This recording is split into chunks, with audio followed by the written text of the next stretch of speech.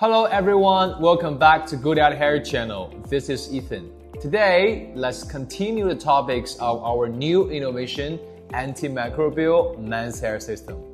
At this moment, the most concerning question for our customer is, can this silver-based inorganic antimicrobial agent be bad for our health? And if it complies with relevant certifications, do you have the same concern?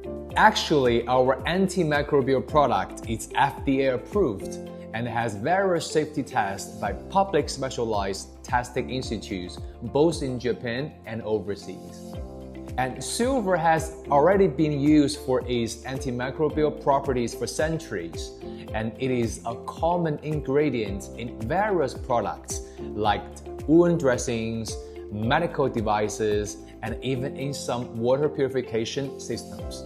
So it is 100% safe and no harm to our health.